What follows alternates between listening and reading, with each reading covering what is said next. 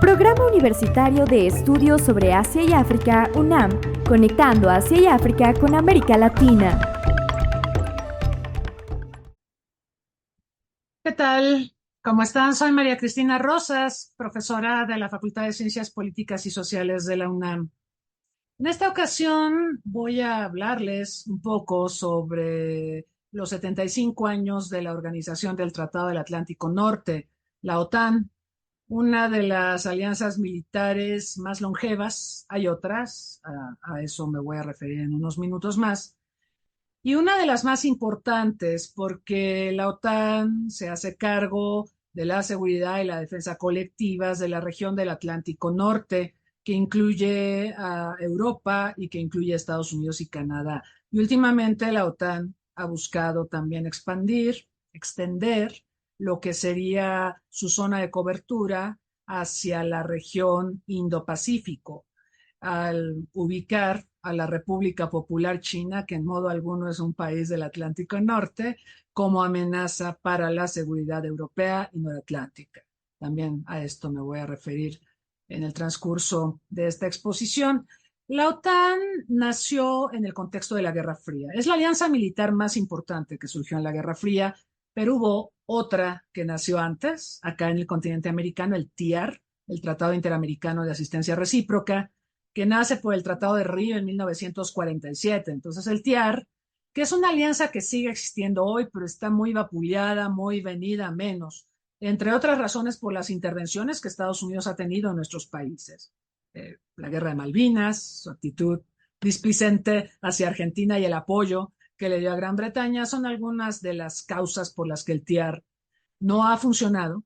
Y de hecho México, unos días antes de los atentados terroristas contra Estados Unidos en 2001, el presidente Vicente Fox anunció el retiro de México del TIAR. Así que México no participa en el TIAR. Y con México hay otra gama amplia de países latinoamericanos que pertenecían al TIAR, pero que ahora ya no son parte de esta alianza militar. Entonces, esta alianza está en crisis y no se sabe bien a bien cómo se deben gestionar las relaciones de seguridad en el continente americano, porque, como sabemos, hay, por ejemplo, los comandos, el comando NORCOM, del que México fue excluido el año pasado, porque Estados Unidos no está muy a gusto con nuestra relación en materia de seguridad con Washington, y nos mandó al SOUTHCOM, el Comando del Sur, que es donde está toda América Latina. Pero estos son comandos de Estados Unidos. En realidad, América Latina y el Caribe todavía no terminan de cristalizar iniciativas en materia de seguridad y defensa colectivas. Lo único que tenemos es el TIAR, y el TIAR está muy desvalido, con pocos miembros. La otra alianza militar de Guerra Fría a la que me quiero referir también está muy vapuleada, muy golpeada, es el ANZUS. Es esta alianza entre Estados Unidos, Nueva Zelanda y Australia que surgió en 1952 para velar por la seguridad en el Pacífico Sur. Esta alianza sufrió una crisis muy terrible en los años 80 con motivo de los ensayos nucleares de Francia en el Pacífico Sur, en los atolones de Mururoa y Fangataufa, donde hizo unos 200 ensayos nucleares. Evidentemente, la política de ensayos nucleares de Francia en el Pacífico Sur molestaba mucho a los países de esta región y actualmente es todo un tema motivo de litigio, de reparaciones por los daños causados a habitantes de las islas del Pacífico Sur, porque no solo Francia hizo ensayos nucleares ahí, también el Reino Unido, también Estados Unidos. En fin, el tema nuclear da para mucho, no es el tema que nos convoca hoy, pero no quiero dejar de mencionar a la alianza ANZUS, que en los años 80 llevó a la creación, debido a estos ensayos nucleares de Francia, de una zona libre de armas nucleares, el Tratado de Rarotonga, que se constituyó en 1986. Este Tratado de Rarotonga, de hecho, se basa mucho en el Tratado de Tlatelolco. México, América Latina crearon la primera zona habitada en el mundo libre de armas nucleares. Y la segunda zona libre de armas nucleares en el mundo fue la del Pacífico Sur, motivada, como decíamos, por los ensayos nucleares de Francia. Y esta zona libre de armas nucleares nace en el 86 y por lo tanto los signatarios, entre ellos Nueva Zelanda, estipulan que no puede haber presencia de armas nucleares en el Pacífico Sur. Un buen día Estados Unidos quiso poner a prueba esta disposición del Tratado de Rarotonga y un barco, el USS Buchanan, se acercó a las costas de Nueva Zelanda.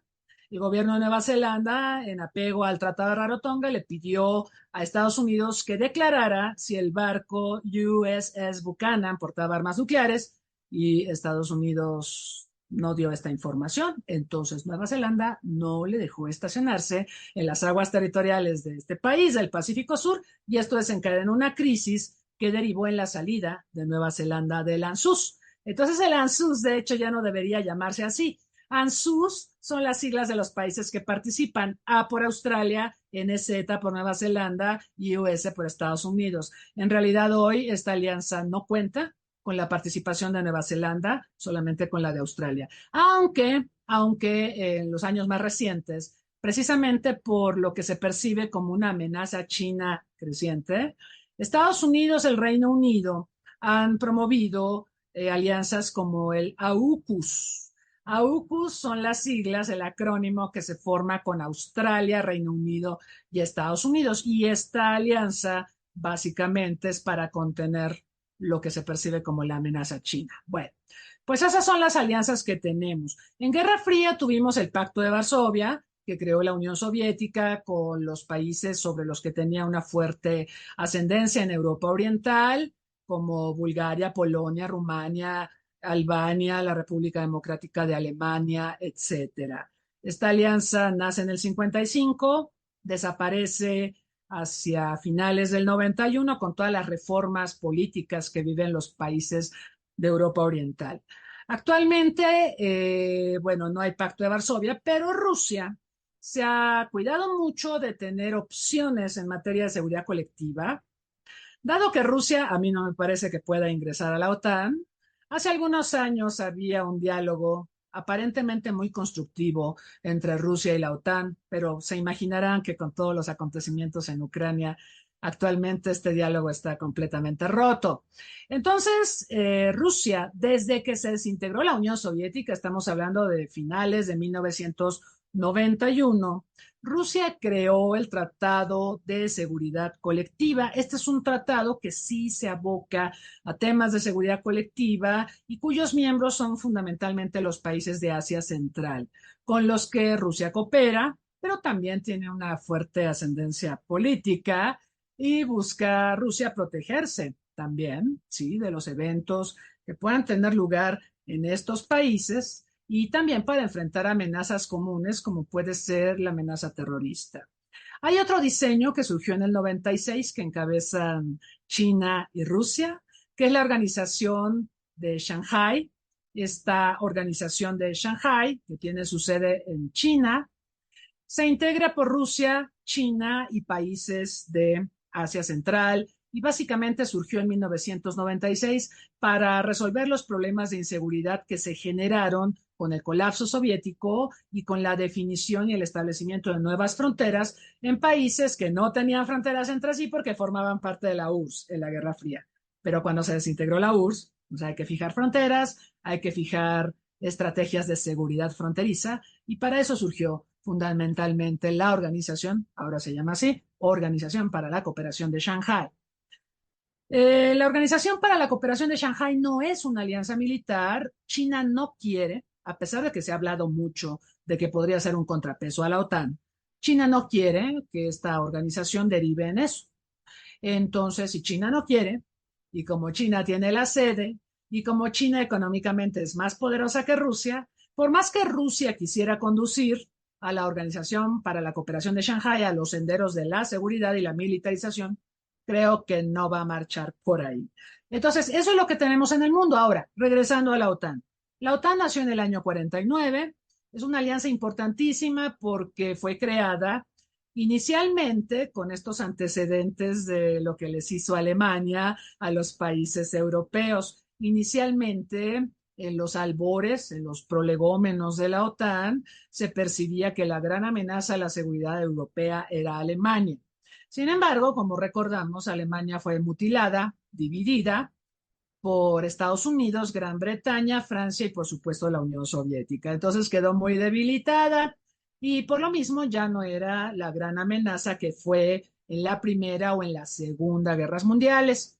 Así que en la medida en que la Unión Soviética fue evolucionando, por ejemplo, al contar con este ejército convencional poderosísimo que logró conquistar a la mitad de Europa en el final de la Segunda Guerra Mundial y que también logró el secreto atómico, obtuvo el secreto atómico la Unión Soviética en 1949. Poco a poco, la Unión Soviética empieza a ser percibida como la gran amenaza a la seguridad europea, a la de Estados Unidos y a la del mundo. También pasan muchas cosas en esos años. Por ejemplo, en el año 49, cuando nace la OTAN, está triunfando la revolución comunista en China. Mao toma el control en la que se va a llamar a continuación República Popular China con el apoyo soviético. Hay que recordar que si bien es cierto que en la Guerra Fría las relaciones entre Rusia y China cayeron a niveles bajísimos, la revolución de Mao tuvo muchísimo apoyo de la Unión Soviética, armamento, dinero, asesores, en fin, de manera que Mao se instala en el poder en China en buena medida gracias al apoyo de la Unión Soviética. Luego rompe con la URSS y bueno, esa historia la conocemos bien. Otras cosas que están pasando en ese contexto cuando nace la OTAN es, por ejemplo, la independencia de Indonesia. Indonesia se independiza en el 47 de Países Bajos. Tenemos la independencia de India también en el 47. India, que luego se parte, nace India, nace Pakistán, esta partición fue pactada por los británicos, se independizan estos territorios, lo que ahora es Bangladesh, que era el Pakistán oriental, toda esta masa de tres países, que eran uno solo, eran una sola colonia, se independizan en el 47 del Reino Unido. Entonces vemos mucha convulsión política en el mundo de los años 40 o de finales de los años 40, y en el centro de la atención está la expansión de la amenaza soviética. Fíjense que en esos años había partidos comunistas en todo el mundo. Un efecto que tuvo la victoria soviética sobre los alemanes, la toma de Berlín, porque Berlín fue tomada, así lo acordaron Estados Unidos, Gran Bretaña y la Unión Soviética, Berlín la tomaron los soviéticos, a sangre y fuego. Ahí murieron algo así como 150,000 soviéticos tan solo en la toma de Berlín, porque ahí estaba el núcleo duro del nazismo y se defendieron con todo, ¿verdad? Entonces fue una toma muy sangrienta. Pero esto es para decirles que la URSS ganó un enorme prestigio a nivel mundial por haber derrotado al nazismo y todos los partidos comunistas de todo el mundo, hasta el británico y el estadounidense, incrementaron el número de miembros. En Europa Occidental, por ejemplo, en Italia, los comunistas eran fuertes, ¿no? Y había mucho temor en Estados Unidos, en Occidente, de que estos partidos comunistas en países occidentales llegaran al poder. Por eso también Estados Unidos en el año 47 otorgó el Plan Marshall, esta asistencia económica destinada a apoyar la recuperación de Europa Occidental. Eran recursos de los contribuyentes estadounidenses que fueron entregados a Europa Occidental para financiar sobre todo la reconstrucción de infraestructura, para recuperar las capacidades productivas de los europeos. Y esto se pensaba que podía ser la mejor muralla de contención frente a la amenaza soviética, pero no era suficiente. La realidad es que sí había un temor de que la Unión Soviética buscara extender su influencia e incluso su presencia física en Europa Occidental. Y esta es la razón fundamental por la que se crea la OTAN. La OTAN también tiene sus raíces en un pacto anglo-francés. Yo sé que puede sonar raro que los franceses y los británicos hagan pactos porque han sido enemigos históricamente y rivales toda la vida, toda la vida. Sin embargo, ellos dos, en los albores de la OTAN, decidieron crear iniciativas de cooperación en materia de defensa y seguridad, pensando en las amenazas que podría enfrentar Europa en los años por venir. Esa es una primera célula. Ahora, Estados Unidos no era no estaba muy convencido de crear la OTAN, eh, porque pues iba a tener que asumir su sostenimiento financiero. La OTAN es muy cara. Estados Unidos al día de hoy aporta el 68% de los recursos financieros de la Alianza Noratlántica.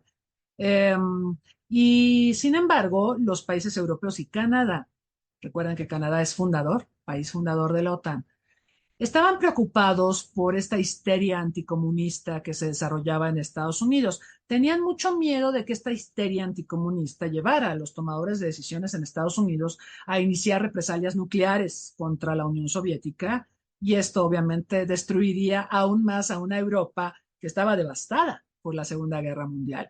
Entonces, Europa y Canadá buscaron involucrar a Estados Unidos en la seguridad europea. Eventualmente convencen a Estados Unidos, pues sobre la base de todo lo que se percibe como la amenaza creciente de la Unión Soviética. Ayudó mucho el primer ensayo nuclear de la URSS en 1949, por supuesto, y ahí vamos a tener las bases para que el 6 de abril de 1949 se suscriba el Tratado de Washington. La OTAN surgió con 12 miembros, la mayoría países de Europa Occidental, por supuesto estaban incluidos Francia, Gran Bretaña, Noruega, Italia, eh, Canadá y Estados Unidos. Al paso del tiempo, la OTAN ha crecido bastante, hoy tiene 32 miembros. Los dos miembros de más reciente adhesión son Suecia y Finlandia. Y estos dos países, que han sido neutrales, lo fueron toda la Guerra Fría, bueno, el caso de Finlandia, pues sí, su neutralidad fue básicamente articulada en Guerra Fría. En el caso de Suecia, las raíces de su neutralidad se remontan a las guerras napoleónicas, pero digamos, estos dos países han mantenido una neutralidad hasta recientemente. Decidieron hacerse a un lado de la neutralidad debido a lo que perciben como la amenaza rusa ante los ataques de Rusia en su operación militar especial contra Ucrania a partir del 24 de febrero de 2022.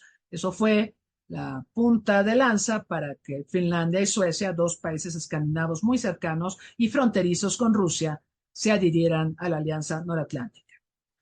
Esta Alianza Noratlántica ha tenido altibajos. La realidad es que la OTAN tiene un artículo 5, bueno, hay un articulado amplio en el Tratado de Washington, por supuesto, pero quiero hablarles del artículo 5, que es, digamos, el núcleo duro de la OTAN. El artículo 5 señala que si un miembro de la OTAN es agredido por algún externo, todos los miembros de la alianza, todos los miembros de la OTAN, deben apoyar al agredido contra el agresor. Es como el principio de los tres mosqueteros, ¿no? Todos a uno y todos contra el agresor. Este artículo solo ha sido invocado una sola vez. La única ocasión en que el artículo 5 del Tratado de Washington fue invocado fue el 11 de septiembre de 2001, cuando Estados Unidos fue atacado por terroristas que tiraron las Torres Gemelas en Nueva York, atacaron el Pentágono en Washington y hubo un cuarto avión que, como recordamos, se desplomó en Pensilvania y que se presume que o iba a la Casa Blanca o iba al Capitolio. En cualquier caso, con estos dramáticos sucesos se activó la OTAN. Fíjense que también se activó el TIAR. El TIAR tiene una cláusula semejante donde se dice que si alguien agrede a alguno de los países miembros, todos los miembros tienen que proteger al agredido frente al agresor.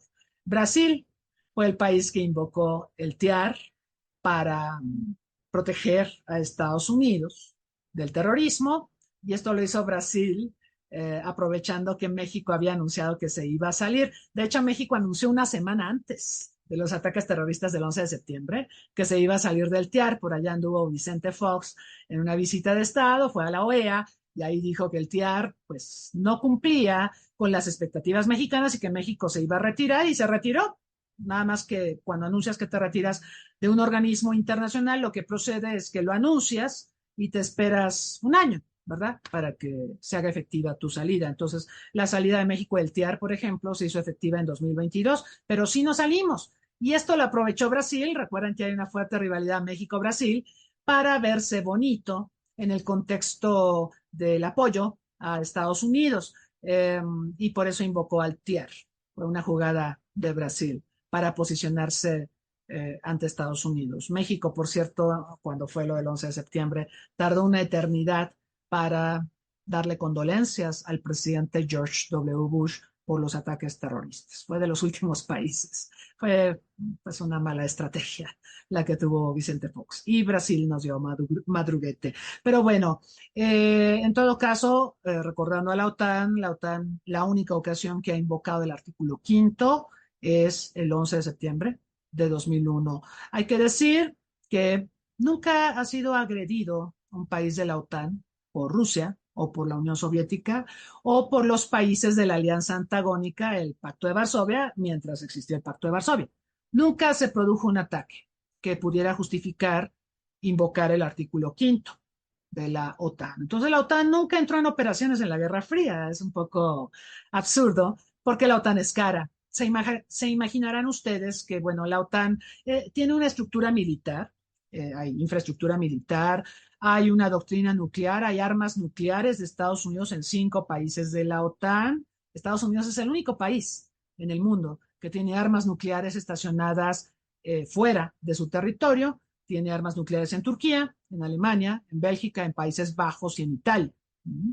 Muy cerca, obviamente, del territorio ruso, porque la idea es que como Rusia siempre ha tenido superioridad nuclear, entonces las armas nucleares de Estados Unidos emplazadas en países de la OTAN que están muy cerca del territorio ruso pudieran activarse, pudieran usarse en el caso de una guerra nuclear con Rusia y le hagan mucho daño a Rusia antes de que Rusia pueda usar todo su stock nuclear para atacar a la OTAN o atacar directamente a Estados Unidos, a Canadá. Entonces, la OTAN tiene una infraestructura cara, es muy cara. No es lo mismo tener 12 miembros que tener 32, ¿ok? Y otra cosa importante, la OTAN en todos estos 75 años, con todas estas ampliaciones que ha vivido, sí tiene una estructura diplomática política. Hay cumbres de la OTAN donde lo que mayormente vemos son secretarios de defensa o ministros de defensa de los países miembros. Sí, esa es la estructura civil. Pero hay muchos ejercicios militares, hay, por supuesto, el emplazamiento de infraestructura militar que requiere mantenimiento, etcétera, y es cara. Como les decía, Estados Unidos es el que principalmente financia a la alianza. Ahora, esta alianza, cuando terminó la Guerra Fría, le prometió a Rusia, no se lo prometió en ningún tratado, se lo prometió verbalmente, ¿sí? Como esas promesas de ya no voy a fumar o ya no voy a tomar alcohol. La promesa que le hizo la OTAN a Rusia fue no nos vamos a ampliar a los territorios que alguna vez fueron parte de la esfera soviética de influencia, es decir, al Pacto de Varsovia o a lo que fue el Pacto de Varsovia. Eso dijo la OTAN. Y el presidente ruso en ese momento era Boris Yeltsin y Boris Yeltsin dijo, perfecto, конечно, da, todo muy bien. Entonces no se va a ampliar la OTAN a lo que fue el Pacto de Varsovia. Rusia está contenta y pues ya. También hubo otros acuerdos importantes. Acuérdense que cuando se desintegró la URSS, había armas nucleares de la URSS en varios países nuevos, ¿no? Que emergieron de las cenizas de la URSS. Países como Bielorrusia, países como Ucrania. Ahorita Ucrania se da de topes contra la pared y dice, ay, ¿por qué le entregué mis armas nucleares a Rusia? Ahorita estaría yo en otra situación si tuviera armas nucleares. Yo pienso que bueno que le dio sus armas nucleares a Rusia, porque quizá ahorita ni siquiera tendríamos esta emisión, porque el mundo seguramente ya estaría destruido, ¿no? Ucrania heredó armas nucleares, había muchas armas nucleares soviéticas en territorio ucraniano, y el otro país donde había muchas armas nucleares soviéticas era Kazajstán. Sin embargo, cuando se desintegró la URSS, la comunidad internacional presionó mucho a Rusia para que tomara el control del botón nuclear y Rusia negoció con Ucrania, con Kazajstán y con Bielorrusia la entrega de las armas nucleares que ellos tenían para que el único que las tuviera, todas estas, ¿sí?, fuera Rusia, la Federación Rusa. Entonces Rusia tomó el control del botón nuclear. Esto, insisto, presionó mucho a la comunidad internacional para que así fuera y la comunidad internacional pudiera estar tranquila de que no había armas nucleares en Kazajstán o en Bielorrusia o en Ucrania que pudieran usar los gobiernos de estos países para hacerle daño a otros países. Entonces, esto pasó en paralelo, ¿sí?, con la desintegración de la Unión Soviética y el final del Pacto de Varsovia. Entonces, Rusia no tiene armas, bueno, ahorita les cuento, ya tiene armas nucleares tácticas en un país, en Bielorrusia. Resulta que el año pasado Putin firmó ante la comunidad internacional, y esto lo corroboró el presidente Lukashenko de Bielorrusia, que iba a instalar armas nucleares tácticas. Un arma nuclear táctica es diferente de las armas estratégicas. Las estratégicas son las que pueden viajar de un continente a otro y requieren un sistema vector, como los cohetes R-7, ¿no? Que son una modificación de los cohetes que inventó von Braun, este famoso inventor alemán, que le dio una enorme superioridad militar a Alemania en la Segunda Guerra Mundial. Entonces, los cohetes de von Braun son importantes porque estos cohetes en la posguerra fría fueron reacondicionados y los usó, por ejemplo, la Unión Soviética para poner en órbita el primer satélite artificial de la Tierra, el Sputnik, y también los usó Estados Unidos para llegar a la Luna, ¿sí? Entonces, estos inventos de von Braun son wow, y esto habla también del nivel tecnológico que tenía Alemania en la Segunda Guerra Mundial y que le generó tantas ventajas tácticas y estratégicas en la contienda. Entonces, bueno, les menciono esto porque, bueno, Rusia, salvo Bielorrusia, a la que le mandó armas nucleares tácticas el año pasado, Rusia no tiene más armas nucleares fuera de su territorio.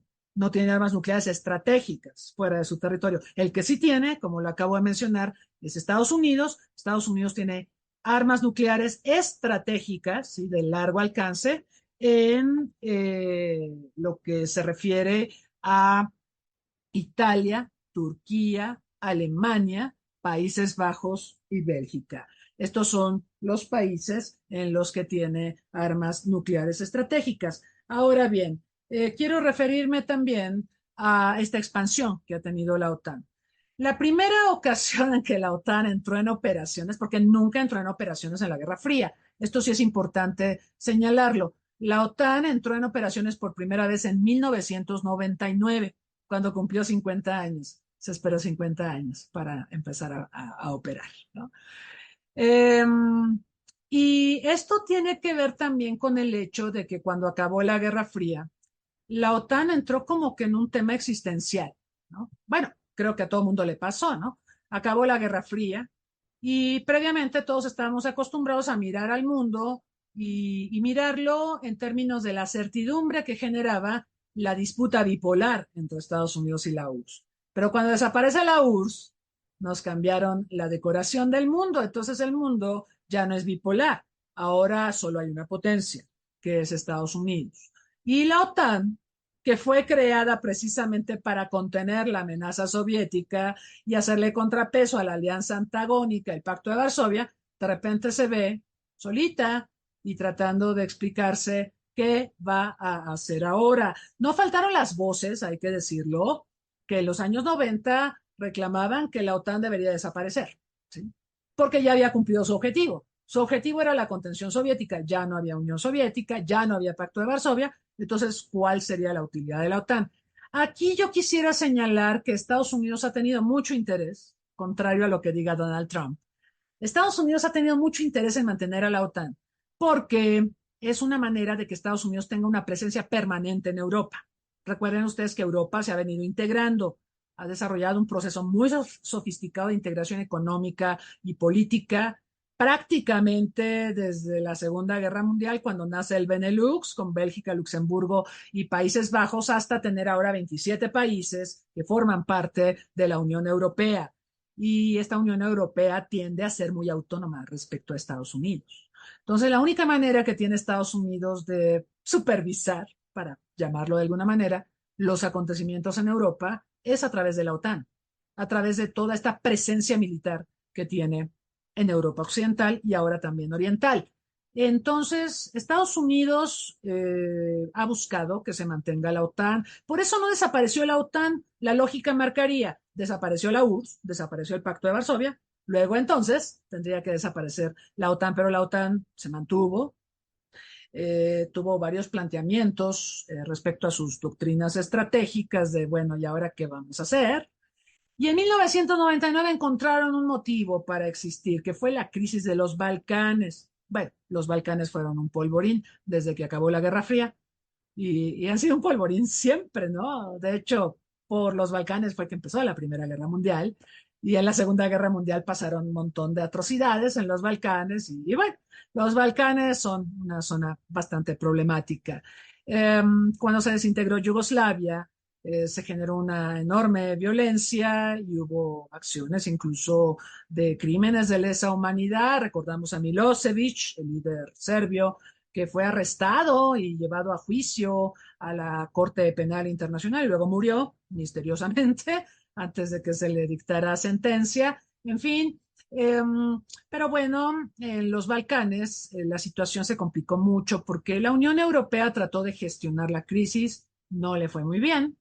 Entonces, eventualmente pidió el apoyo de Estados Unidos y Estados Unidos usó a la OTAN.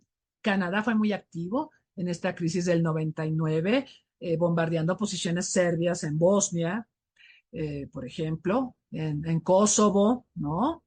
Eh, y ahí se activó por primera vez la OTAN. Después de 50 años de existir, se activa militarmente la OTAN. Y luego prosigue, obviamente, la adhesión de miembros, la mayoría países que formaron parte del Pacto de Varsovia, pero también territorios que alguna vez formaron parte de la Unión Soviética. Me refiero específicamente a Letonia, Lituania y Estonia. Estos países se incorporaron en 2004 a la OTAN, muy a pesar de el ceño fruncido de Vladimir Putin. Vladimir Putin es presidente de Rusia desde 2000. Vladimir Putin, cuando llegó a la jefatura del poder político de Rusia, llegó precisamente para revertir toda esta debacle que tuvo Rusia en los primeros años de la posguerra fría. Rusia fue muy humillada. La verdad es que, miren, viéndolo con objetividad, la OTAN le prometió cosas a Yeltsin que no pensaba cumplir, como esto de que no nos vamos a ampliar a Europa Oriental, y se amplió y se amplió y se amplió, y llegó hasta las puertas de Rusia, ¿sí? Porque los países del Báltico que acabo de mencionar, por ejemplo, que se adhirieron en 2004 a Letonia, Lituania y Estonia, pues tienen frontera con Rusia, con el territorio ruso. Entonces, esto causó mucha molestia en Rusia y la élite empresarial, la élite política, la élite militar favoreció el ascenso de Vladimir Putin. Y Putin, si algo ha hecho, es revertir estos acuerdos no cumplidos por parte de Occidente hacia Rusia.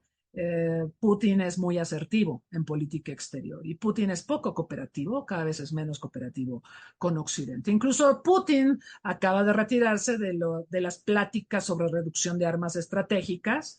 Entonces ahorita sí estamos en un momento muy precario en materia nuclear, porque este desarme bilateral nuclear que venían desarrollando desde los años 70 Estados Unidos y la Unión Soviética se ha detenido, ¿no?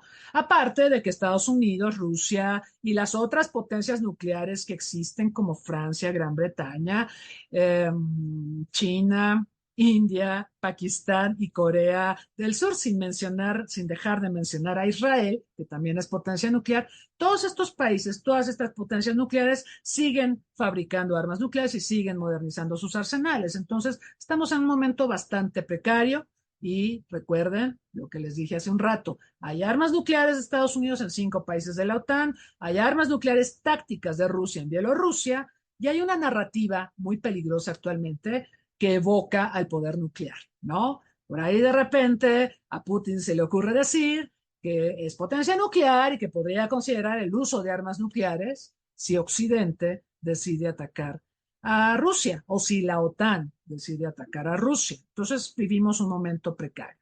Pero déjenme continuar con esto de las ampliaciones de la OTAN y de las promesas no cumplidas de la OTAN. Por supuesto, los países que actualmente son miembros de la OTAN y que formaban parte del Pacto de Varsovia, de la esfera de influencia soviética, o incluso Letonia, Lituania y Estonia, que fueron parte de la URSS, son soberanos y un país soberano tiene todo el derecho de adherirse al organismo internacional de su preferencia. Eso no lo podemos negar. Sin embargo, yo creo que es importante tener en cuenta cómo se siente Rusia con esto, ¿sí? Ustedes me van a decir, bueno, ¿y por qué hay que tomar en cuenta cómo se siente Rusia? Bueno, simplemente porque es potencia nuclear y porque tiene capacidades convencionales, según el índice de poder de fuego. A Rusia la coloca en el segundo lugar. El primer lugar lo tiene Estados Unidos en el índice de poder de fuego, el segundo lo tiene Rusia, el tercero lo tiene China Entonces, yo recomendaría no te metas con países que tienen tanto poder de fuego y menos si tienen armas nucleares. Pero pues ya ven cómo es la política internacional, es traicionera y la OTAN no cumplió su promesa de no me voy a ampliar a los países que fueron miembros del Pacto de Varsovia ni me voy a ampliar a los territorios que formaron parte de la Unión de Repúblicas Socialistas Soviéticas. Como les comentaba hace un rato, la OTAN hoy tiene 32 miembros y yo creo que estas ampliaciones de la OTAN que prosiguieron sin negociar con Rusia, yo creo que las cosas se pueden arreglar con diálogos, ¿no? Y el problema es que los diálogos se han interrumpido.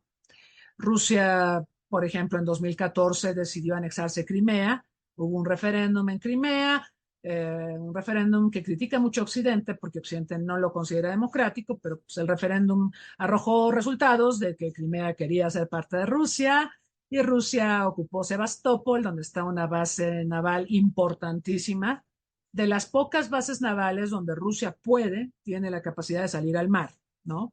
Porque hay otras partes de Rusia. Rusia es el país más grande del mundo, tiene más de 17 millones de kilómetros cuadrados, pero sus costas están congeladas al norte, es complicado salir. Ahora, más complicado porque como Suecia y Finlandia son miembros de la OTAN, pues su flota del norte, la flota rusa del norte, es muy monitoreada. Está muy cerca justamente de Finlandia, allá en Murmansk, en Novaya Zemlya, en esta parte del norte de Rusia, y la flota del Báltico, la flota que tiene ahí en Kaliningrado, pues ahora puede ser muy bien monitoreada por Suecia, porque Suecia tiene una isla que se llama Gotland, y esta isla tiene frontera marítima con Kaliningrado. Entonces, pues la verdad es que Rusia está muy acotada, aunque sea el país más grande del mundo territorialmente hablando, sus salidas al mar están sumamente acotadas. Por eso era tan importante que se quedara con Crimea, con la base naval de Sebastopol, porque también tiene salida a Vladivostok, ¿no? Tiene salida al mar vía Vladivostok, pero ahí cerca está Japón, aliado estratégico de Estados Unidos, que monitorea a Rusia. Entonces, Rusia tiene este problema de que está acotada por todos lados. De ahí que buscara anexionarse Crimea y tener el control de Sebastopol, territorios que eran parte de Ucrania, porque en 1956 Nikita Khrushchev, líder soviético, en el marco del aniversario de la amistad entre Rusia y Ucrania, en ese momento ambos parte de la URSS, le regaló Crimea a los ucranianos. Nadie se imaginaba en 1956 que la URSS se pudiera desintegrar y que este obsequio de Khrushchev sería manzana de la discordia en el siglo XXI, ¿no? Entonces, en 2014 pasó esto, se anexa Crimea, Rusia, y ocupa Sebastopol, y aparte ocupa la parte oriental, una parte de la parte oriental de Ucrania, Donbass, Luhansk y Donetsk, estos territorios, donde habitan ucranianos prorrusos, ¿no? Y bueno, esa es la historia. Eh, 10 años después de los sucesos de Crimea, estamos hablando en esta emisión de cómo está la situación de la OTAN. Una OTAN que, como decíamos, ha tenido altibajos, se reactivó en 1999, luego tuvo otro interludio, pues tratando de buscar razones de ser. La OTAN, por ejemplo, habla de nuevas tareas, ¿no? De abocarse a temas como abordar la crisis migratoria. Europa recibe muchos migrantes, como sabemos. Entonces se ha buscado que la OTAN tenga atribuciones en esa materia. También el combate a la delincuencia organizada y, por supuesto, la OTAN estuvo muy activa en pandemia porque varios países europeos lo pasaron muy mal. Entonces la OTAN se dedicó también a proveer asistencia médica y apoyar todas las labores para contener esta terrible enfermedad que hizo estragos en varios países europeos como España, Italia y demás. También la OTAN hemos visto que ha tratado de salirse de su esfera tradicional de influencia. Hay una zona de operaciones de la OTAN que básicamente corresponde a Europa Occidental, Atlántico Norte y Mediterráneo. Esa sería la zona de operaciones de la OTAN. Pero la OTAN ha participado en los últimos años en misiones en Afganistán, en Libia, en esta operación en Libia, donde fue atrapado y asesinado, linchado Gaddafi, la OTAN tuvo un papel prominente, ¿sí? Porque fue la que identificó el convoy en el que iba Gaddafi y a partir de ahí se atacó al convoy y la gente pues lo agarró y lo linchó. Hay videos muy terribles sobre el linchamiento de Gaddafi. La OTAN también ha tenido presencia en Irak y en otras partes del mundo donde no tendría por qué tener presencia porque no son estos países que acabo de mencionar parte de la esfera de influencia de la OTAN. Sin embargo, en aras de buscar razones de ser de esta alianza noratlántica, la hemos visto inmiscuida en otras latitudes. En el año 2022, la OTAN tuvo una cumbre. De hecho, cada año hay cumbres de los líderes, presidentes, primeros ministros de los países que pertenecen a la OTAN. Y en 2022 tuvo lugar una reunión muy importante porque aquí se dio a conocer la nueva doctrina estratégica de la Alianza Noratlántica. La OTAN más o menos cada 10 años da a conocer sus doctrinas estratégicas. Puede ser un poquito antes, puede ser un poquito después, pero digamos en promedio cada 10 años actualiza su doctrina estratégica, pues porque el mundo cambia. Tal vez en la Guerra Fría no cambia mucho, pero después de la Guerra Fría cambia por segundo, ¿verdad? Entonces, en 2022, en Madrid, tuvo lugar la cumbre de la OTAN y ahí se dio a conocer una nueva doctrina estratégica que es muy interesante. Porque esta nueva doctrina estratégica refrenda que Rusia es el mayor enemigo de la OTAN. Qué novedad, ¿verdad? La OTAN surgió contra la URSS y la doctrina estratégica de 2022, muchas décadas después, refrenda que Rusia es la mayor amenaza a la seguridad internacional y a la seguridad de la OTAN. Esto con motivo de la operación militar especial que Putin ordenó contra Ucrania a partir del 24 de febrero de ese año. La cumbre de la OTAN fue meses después, entonces pues estaba muy en el contexto de enojo, de frustración de los europeos ante la invasión rusa a Ucrania. En esta nueva doctrina estratégica hay una innovación que quiero mencionar porque es muy relevante. La OTAN ha identificado a China como una máxima amenaza a la seguridad y a los valores occidentales. Bueno, yo cuando leí esta doctrina yo decía, la OTAN creo que sigue teniendo este problema de justificar su existencia. Acuérdense que Macron, el presidente de Francia hace algunos años, habló de la muerte cerebral de la OTAN.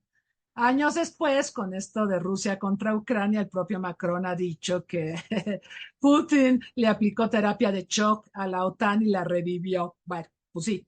Pero los dichos de Macron de que había muerte cerebral de la OTAN no los podemos soslayar porque esto revela también que la OTAN, como decíamos, ha tenido altibajos y hay quien decía, bueno, como para qué tenemos una alianza tan cara.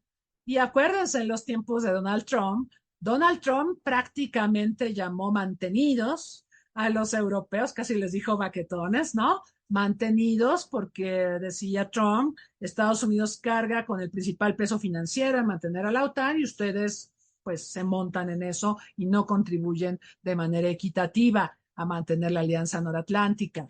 Así que en todos estos dimes y diretes, pues resulta que al final tenemos la reunión de 2022, la cumbre de Madrid de la OTAN, bueno, ya con Biden como presidente, por supuesto, Biden algo que ha tratado de hacer es reconstruir las relaciones con sus aliados. Y todos estos pleitos que tuvo Trump con la OTAN, Biden ha tratado de darles la vuelta, darle la vuelta a la página y reconstruir las relaciones con los europeos occidentales.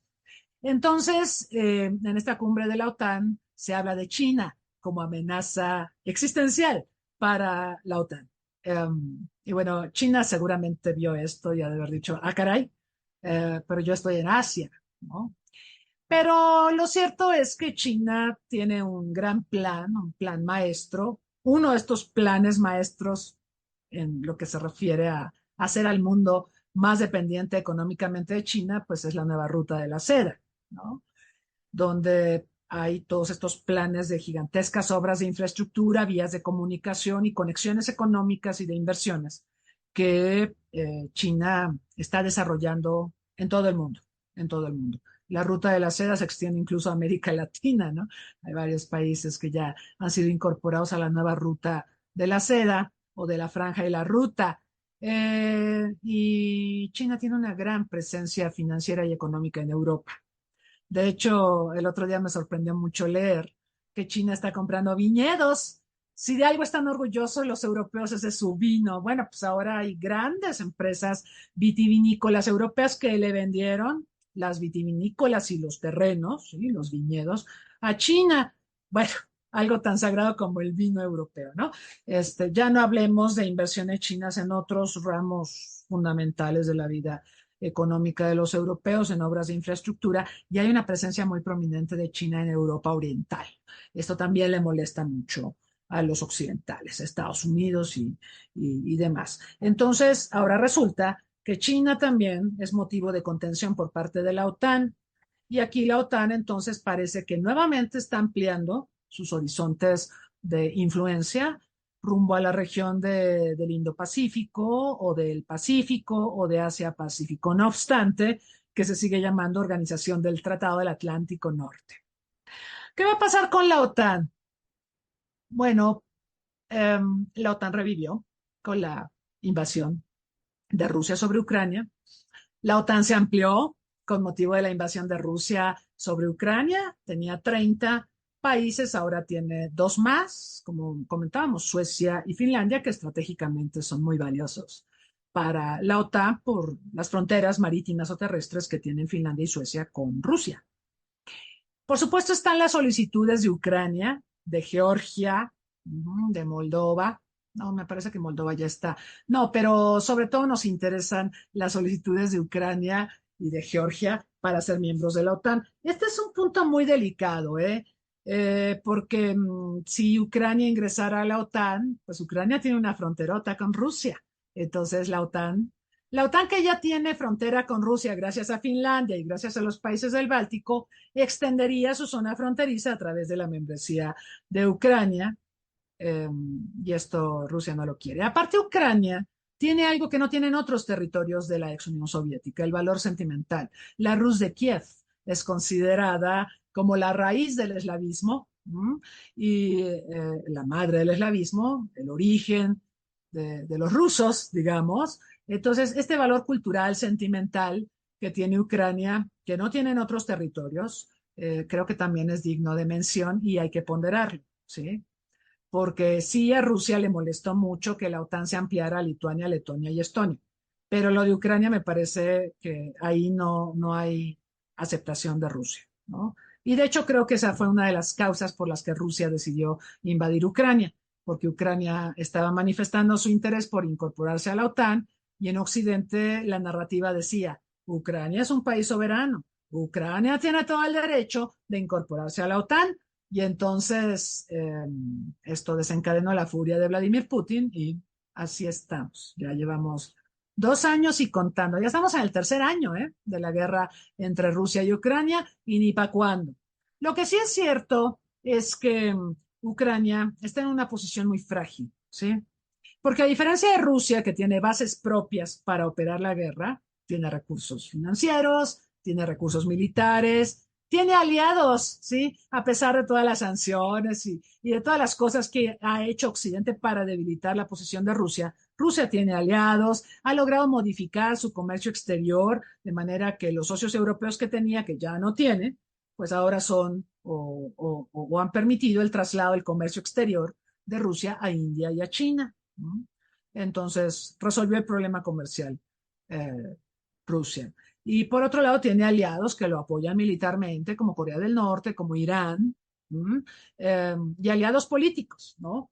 Entonces, Rusia tiene una base más sólida para llevar a cabo o conducir las operaciones militares en Ucrania. Ucrania, en cambio, depende mucho del apoyo occidental, del apoyo financiero, de la ayuda militar que le pueda brindar Estados Unidos, que le pueda brindar Europa Occidental. Y ya dijo Donald Trump, y creo que esto también es digno de mención, Donald Trump ha señalado que si llega a la presidencia y respecto a la Alianza Noratlántica, no va a apoyar a los miembros de la OTAN que no gasten por lo menos el 2% de su PIB en defensa. Hay varios países de la OTAN que no gastan el 2% de su PIB en defensa, cosa que arrancó la ira de Trump cuando fue presidente entre 2017 y 2020, y que de nuevo vuelve a ser un tema pensando en que Trump tiene muchas posibilidades de volver a la Casa Blanca.